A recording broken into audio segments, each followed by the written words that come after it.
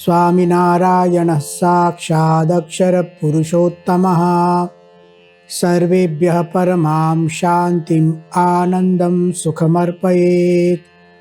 वसुदेवसुतं देवं कंसचाणूरमर्दनं देवकी परमानन्दं कृष्णं वन्दे जगद्गुरुम्।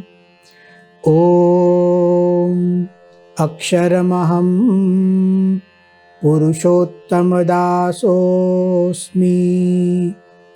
ॐ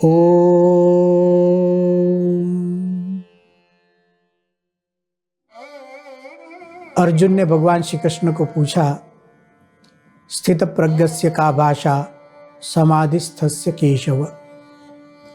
हे केशव, समाधिनिष्ठ स्थित प्रज्ञ के लक्षण क्या है, उसकी जीवन शैली क्या है? भगवान श्री कृष्ण इसका उत्तर दे रहे हैं।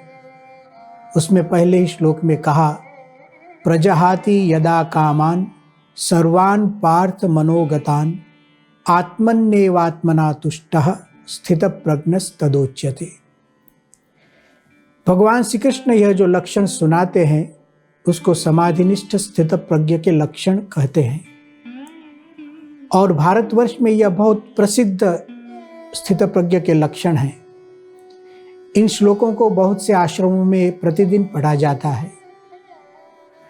श्रीमद् भगवद गीता सर्व शास्त्रों का सार है, एक संपूर्ण जीवन पद्धति है। हमारी वैदिक जीवन पद्धति का विस्तृत निरूपण 4 वेदों में हुआ, ऋग्वेद, यजुर्वेद, सामवेद और अथर्ववेद। इस विस्तृत विवरण को संक्षिप्त में उसका सार संग्रह उपनिषद में हुआ, जो वेदों का ही एक भाग है। उसको वेदांत भी कहते हैं। वेदस्य अंतः, जो निर्णित पदार्थ है जिसको प्रतिदिन हमें सोचना है, वह सब उपनिषद में रखा गया। प्रसिद्ध 10 उपनिषद भारतवर्ष में हैं। अब इन सब उपनिषदों का सार श्रीमद् भगवद गीता में है।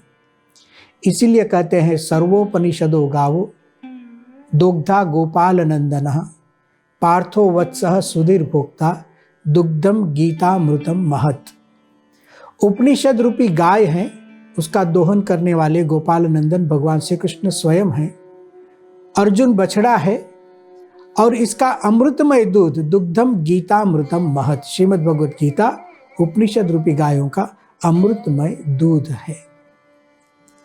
इस संपूर्ण भगवद गीता का भी सार यह स्थित प्रज्ञ के लक्षण है जो हम अब सुन रहे हैं।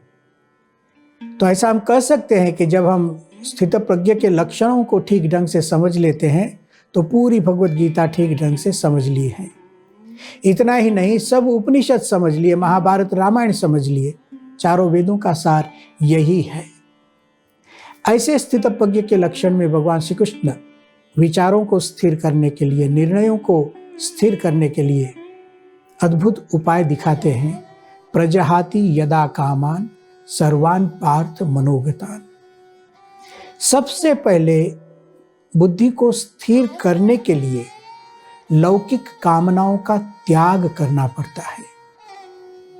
आवश्यक है, अवश्य कीजिए, लेकिन अनावश्यक जो वासना है, तृष्णा है, उसका त्याग करना, ऐसा भगवान श्री कृष्ण यहाँ कहते हैं।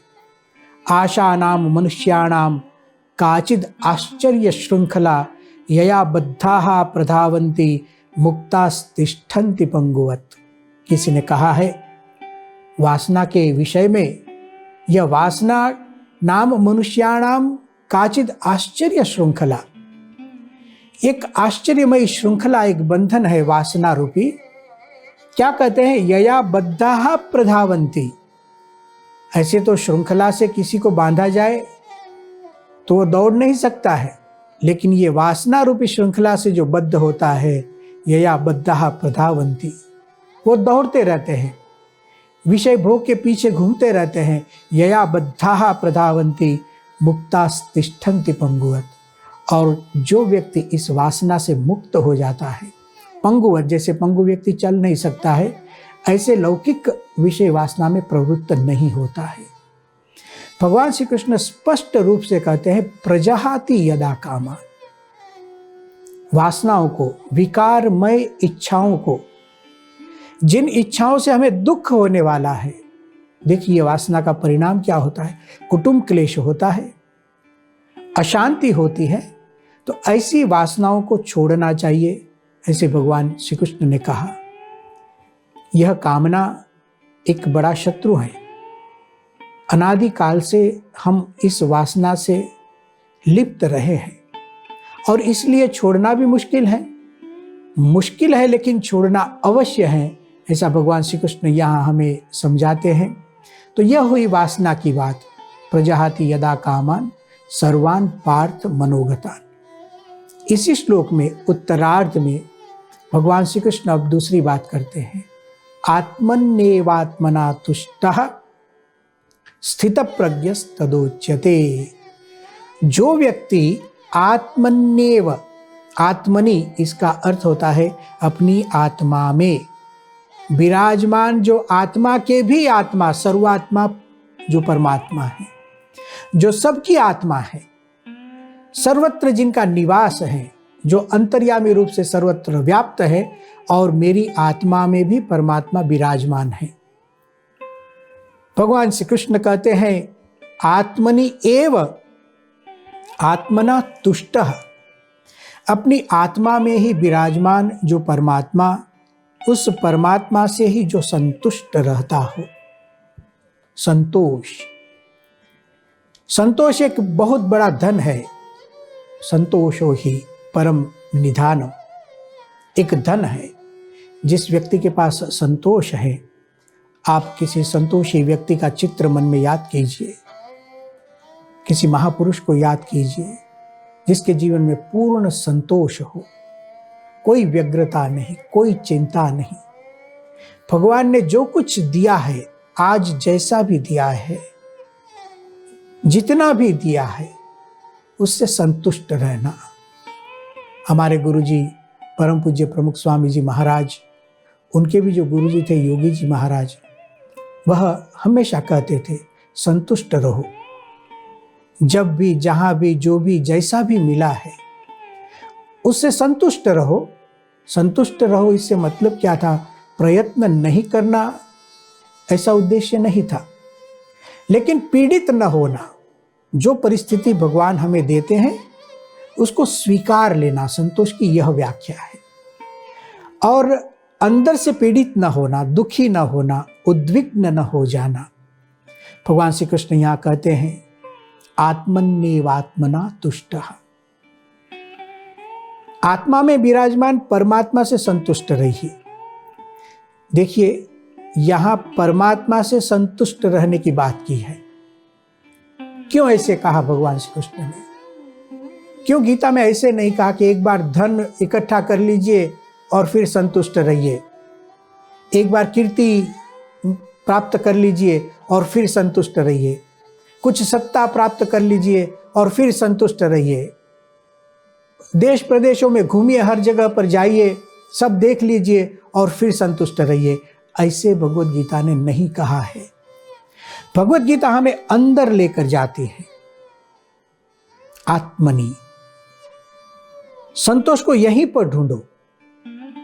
संतोष बाहर नहीं है, संतोष व्यवस्थाओं में नहीं है, धन में नहीं है, कीर्ति में नहीं है, सत्ता में नहीं है।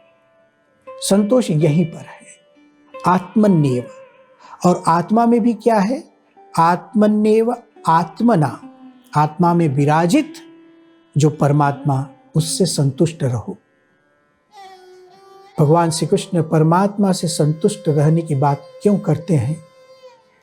दुनिया में किसी भी पदार्थ को पाकर किंचित समय तक सुख मिलता है, कदाचित संतोष का भी अनुभव होता है, लेकिन जैसे जैसे समय जाता है और जिस पदार्थ को हमने प्राप्त किया, यह पदार्थ लौकिक है, तो समय जाते ही उसमें से जो संतोष था पुनः असंतोष हो जाएगा, उसमें से सुख आना बंद हो जाएगा।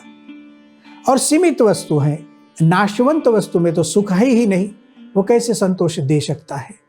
एकमात्र परमात्मा ऐसी वस्तु है, सच्चिदानंदमय, सर्वोपरि सर्व समुत्कृष्ट, परम सुखमय, परम आनंदमय ऐसे परमात्मा है। उसकी जब प्राप्ति होती है, उसका जब अनुभव होता है, तब मनुष्य संतुष्ट हो जाता है। भगवान श्री कृष्ण कहते हैं, आत्मा में विराजित परमात्मा से संतुष्ट रहो। हाँ, यदि परमात्मा का अनुभव नहीं है तो उसके लिए साधना करो। और यह संतोष जो परमात्मा से मिलने वाला संतोष है, वह नित्य है, शाश्वत है, वो कभी मिटेगा नहीं। हमारे उपनिषदों में आनंद की मीमांसा की गई है। आनंद की मीमांसा, जहां संतोष, पूर्ण संतोष है। उपनिषदों के मंत्रों में कहा गया, सैषानंदस्य मीमांसा भवति। अब हम आनंद की मीमांसा करते हैं। क्यों हमारे ऋषि मुनियों ने आनंद की मीमांसा की? उन्होंने संतोष का विचार किया था। पूर्ण आनंद में, परम आनंद में ही संतोष है। जब तक परम आनंद की प्राप्ति नहीं, तब तक परम संतोष नहीं। सैषा आनंदस्य मीमांसा भवति। क्या है? देखिए, अब भगवान परमात्मा जो मिलते हैं हमें, उनका जो सुख, उनका आनंद, इसकी थोड़ी सी कल्पना भी हम करते हैं तो जो असंतुष्ट मन है, उसमें थोड़ा सा तो संतोष, उसका अनुभव होता है, और धीरे धीरे वह परमात्मा की ओर मुड़ जाता है। इस उपनिषद में जब आनंद की मीमांसा की गई, तो एक मनुष्य का आनंद क्या होता है वह समझाकर फिर उससे शतगुणित आनंद किसका है, उससे शतगुणित आनंद किसका है, ऐसे एक के ऊपर एक, एक के ऊपर एक आनंद करते करते करते परमात्मा के आनंद की बात हुई है। एक मनुष्य का आनंद क्या है? युवा स्यात् साधु युवाध्यायकः, आशिष्ठो दुडिष्ठो बलिष्ठः, तस्येयं सर्वा पृथिवी वित्तेन पूर्णा स्यात्, स एको मानुष आनन्दः, ते ये शतं मानुषा आनन्दाः, श्रोत्रियस्य च कामः तस्य। इस मंत्र में कहा गया, कोई व्यक्ति युवा हो, युवा स्यात् साधु युवाध्यायकः। आनंदी व्यक्ति किसे कहते हैं? युवा हो। युवा से मतलब सर्वांग संपूर्ण, सर्वशक्तिमय, जितनी भी इंद्रियां हो संपूर्णतः विकसित हो गई हो, उसे युवा कहते हैं। युवा स्यात्, पहले तो वो युवा होना चाहिए। दूसरा, साधु, सब ठीक ठाक होना चाहिए। युवा स्यात् साधु युवाध्यायकः, और युवावस्था में ही अध्यायकः, अध्यापकः, वो पढ़ा सके, वो किसी का शिक्षक बन सके, अर्थात उसकी बुद्धि भी तेज हो, मेधा भी अद्भुत हो, तो उसे आनंदी समझिए। युवा स्यात् साधु युवाध्यायकः, आशिष्ठः दृढ़िष्ठः बलिष्ठः। आशावान हो, उसकी अपेक्षा इतनी महान हो जिससे वो सतत जीवन में प्रगति कर सके, वह आनंदी मनुष्य। आशिष्टः दृढ़िष्ठः, दृढ़ मनोबल हो जिसका, जिसकी वैचारिक शक्ति महान हो, वह आनंदी। बलिष्ठः, और शारीरिक बल भी हो। तो शारीरिक रूप से सुसज्ज, मानसिक रूप से सुसज्ज, बौद्धिक रूप से सुसज्ज और युवान हो, तो समझिए वह आनंदी। इतना ही नहीं, उपनिषद कहती है, तस्य इयं सर्वा पृथ्वी वित्तेन पूर्णा स्यात्। ये जितनी भी पृथ्वी है, यह संपूर्ण पृथ्वी वित्तेन पूर्णा स्यात्, धन द्रव्य से भरी हो और उसकी हो। संपूर्ण पृथ्वी का स्वामी, केवल पृथ्वी का स्वामी नहीं, पृथ्वी भरकर द्रव्य द्रविण जिसके पास हो, सोना चांदी जो भी कुछ आप कहो, उसका वह मालिक हो। इतना सब मिलाकर, सब एक साथ हो, बहुत मुश्किल है। कोई लोग युवा होते हैं तो साधु नहीं होते हैं, सज्जन नहीं होते हैं। कोई युवा है, सज्जन भी है, तो पढ़े लिखे नहीं होते हैं। और धन की तो बात क्या करनी। लेकिन यह सब चीजें एकत्रित हो जाए, किसी एक मनुष्य में आए, तो उपनिषद कहती है स एको मानुषः आनंदः। उसको मनुष्य का एक आनंद, आनंद को एक संख्या दी। समझो इस इतने आनंद को मिलाकर एक गुणांक उन्होंने दिया। ते ये शतम मानुषा आनंदाः। उपनिषद कहती है ऐसे 100 मनुष्य के आनंद को इकट्ठा कीजिए। स एकः मनुष्य गंधर्वाणाम आनंदः। वह एक मनुष्य गंधर्व का आनंद होता है। इसका मतलब मनुष्य गंधर्व का एक आनंद वह मनुष्य के 100 आनंद के बराबर है। अब इस मनुष्य गंधर्व के भी ऊपर देव गांधर्व है, उसके ऊपर भी इंद्र है, उनके ऊपर भी बृहस्पति है, उनके ऊपर प्रजापति है, सबके आनंद शतगुणित है। उपनिषद कहती है ते ये शतम प्रजापतेरानंदाः स एको ब्रह्मण आनंदः। प्रजापति के 100 आनंद जब मिलते हैं तब एक ब्रह्म, अक्षर ब्रह्म का आनंद होता है। अक्षर ब्रह्म परमात्मा से न्यून, जीवादि से श्रेष्ठ एक तत्व है। उपनिषद ऐसा कहकर अब परमात्मा का आनंद क्या है?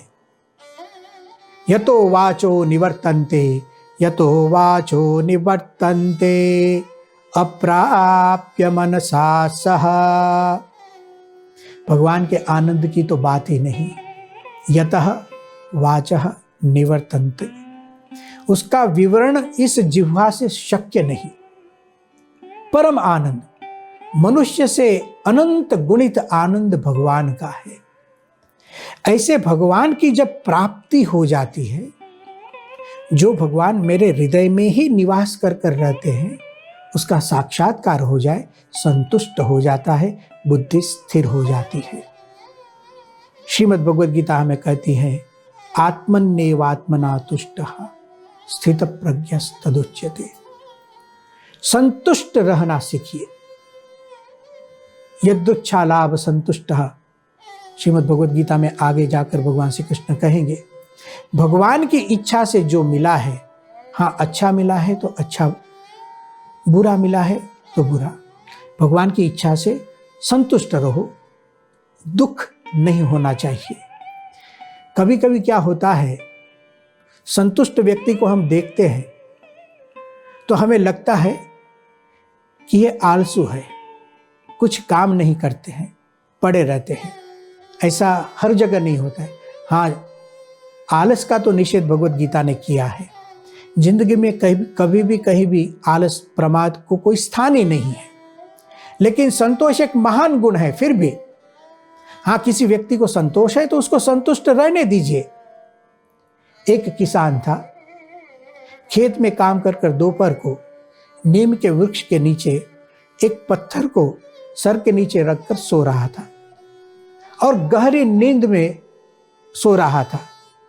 उसी वक्त एक कोई पढ़ा लिखा व्यक्ति वहां से जाता है और उसने देखा कि यह किसान सो रहा है, दिन में सो रहा है, इसलिए यह किसान है, इसलिए गरीब है। वह धनाढ्य व्यक्ति, एजुकेटेड जो व्यक्ति था, उसके पास गया, किसान को उठाया। अरे उठो। किसान तो उठ गया, जमीन पर लेटा हुआ था और उसने पूछा बोलो क्या काम है? वह एजुकेटेड मनुष्य कहता है काम कुछ नहीं, आपको कहने आया हूं आप काम कीजिए, आप दिन में सो रहे हैं। तो उस किसान ने पूछा कि काम तो क्या करना है? अरे ऐसे सोए मत रहो, कुछ काम करो, नौकरी करो, बिजनेस करो। तो कि फिर क्या करना है? अरे आप नौकरी करेंगे, बिजनेस करेंगे, पैसा मिलेगा, अच्छा पैसा मिलेगा, तो फिर क्या करना है? और आपके पास पैसा आएगा तो अच्छा घर खरीद कर रहो। आप तो जमीन पर लेटे हैं, आपके पास बिस्तर भी नहीं है और देखो कड़ी धूप है और आपको वृक्ष के नीचे सोना पड़ता है, एक घर खरीद लीजिए पैसा लेकर। अच्छा तो बहुत अच्छी बात है। उसने पूछा तो फिर क्या करना है? अरे घर में अच्छा आपका रूम बन जाएगा, डाइनिंग हॉल अलग होगा, आपका सब रहने के लिए अद्भुत व्यवस्था हो जाएगी। फिर क्या करना है? अरे आपका जो बेडरूम होता है उसमें फर्नीचर लगाओ, एयर कंडीशन लगाओ। उसने पूछा ये एयर कंडीशन क्या चीज़ है? वो कहता है एयर कंडीशन, उसमें ठंडी में गर्मी कर सकते हैं, गर्मी में ठंडी कर सकते हैं। अरे बहुत बड़ी बात है। फिर क्या करना है? एयर कंडीशन लगा के आपका जो पलंग है उस पर अच्छा बिस्तर लगा के फिर सो जाना, गहरी नींद में सो जाना। वह किसान हंसने लगा। ओहो, ये सब करके अंत में तो सो जाना है।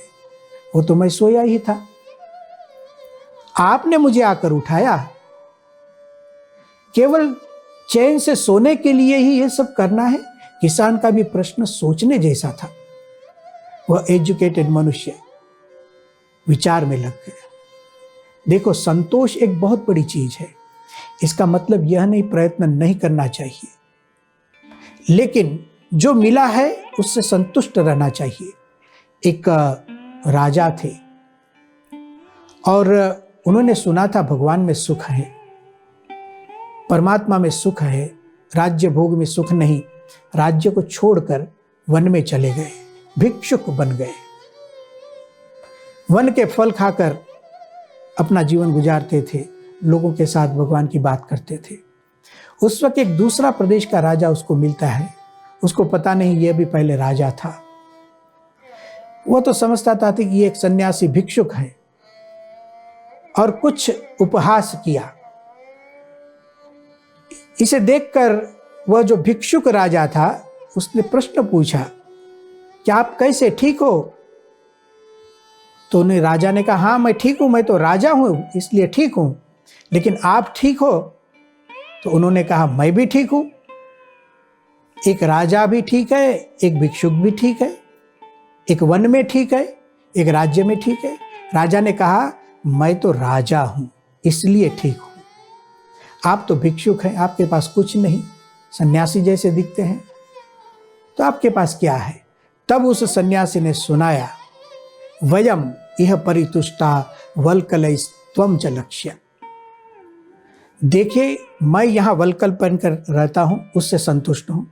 आपके पास धन है, लक्ष्मियाँ, आप लक्ष्मी से संतुष्ट है। संतोष तो दोनों के पास है। सम इह परितोषो निर्विशेषो विशेषः। यदि संतोष की ही बात की जाए तो एक भिक्षुक में और एक राजा में कोई अंतर नहीं। सम इह परितोषो निर्विशेषो विशेषः।